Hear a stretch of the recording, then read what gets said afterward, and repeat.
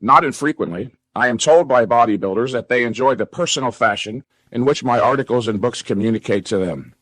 My writings are meaningful to many because in addition to dealing with limited bodybuilding issues, I also address their deepest concerns and interests. For instance, scores of bodybuilders from around the world who read my book, Heavy Duty 1, have informed me that it seemed like Chapter 1, entitled Bodybuilders Are Confused, was written specifically with him in mind. That through some special power, I was able to divine what was in his soul, and then make explicitly clear what he had only sorta known, or had merely sensed theretofore. Each was effusively grateful for what in effect was my having lifted the veil of mystification that had enshrouded his thinking and kept him confused on the subject of how to best proceed with his training. I accomplished this by logically identifying the nature and source of their confusion. It is this, understanding the nature and source of one's confusion, which is the first step toward resolving it. And make no mistake, confusion, self-doubt, and uncertainty can be monstrously intolerable, most assuredly incompatible with self-esteem, confidence, and happiness. Of course, I possess no special, non-rational insight which enables me to perceive things that others do not. I have diligently trained myself to use logic to be able to make valid, philosophic, scientific identifications of the facts of reality, something that anyone with a normal, intact, functioning brain and the appropriate motivation can learn to do. It is not my intention to merely provide the listener with another bodybuilding program and expect you to then blindly follow it. That would not be worth much long range.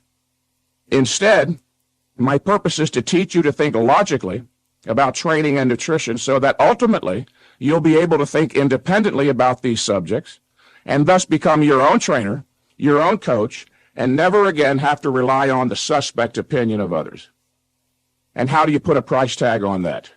That would be of inestimable value, for as wonderful as it may be to have a well-developed physique, without the ability to think logically and effectively about a subject that you have been passionately committed to, you are, in effect, consigning yourself to living as one half of a human being, a muscular individual who can't even think about that which is of enormous concern and interest. An interesting side note here. It was just 6 years ago that I decided to undertake a study and gain as thorough an understanding as possible of the nature of logic. I did so to improve my thinking on all important issues, including the theory of high-intensity training.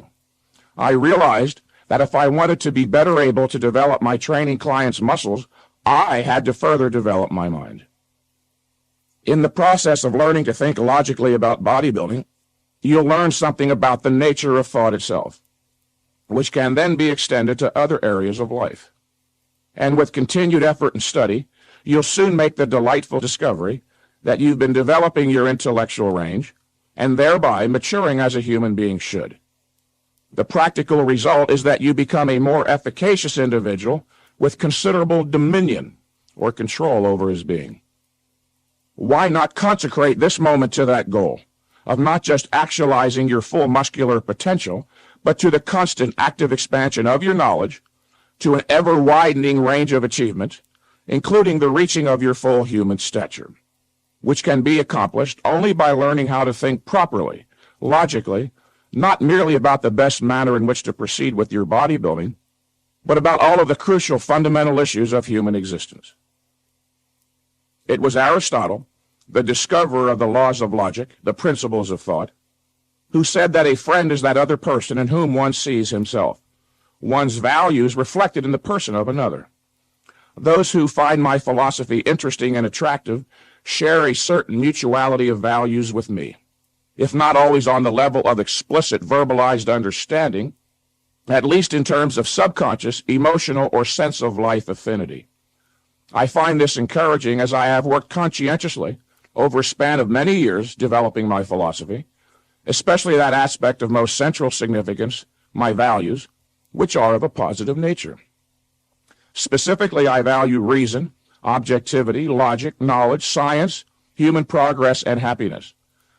The reason why the world has descended to the lowest rung of hell in man's history is because, despite the lip service paid them, such life-affirming values no longer predominate. The fact that so many bodybuilders possess a pro-mind, pro-life philosophy, or sense of life, means that there is still hope for man's long-range survival and success. What relevance do these issues have in a tape series about bodybuilding? They are eminently relevant if you are sincerely interested in developing your body, the most vitally important aspect, of course, being the brain. Bear in mind that bodybuilding does not exist in a vacuum apart from the rest of life, and that as a human being, knowledge is your means of achieving your goals. So, of course, the greater your knowledge, the greater your ability to reason, the more likely you'll achieve your goals.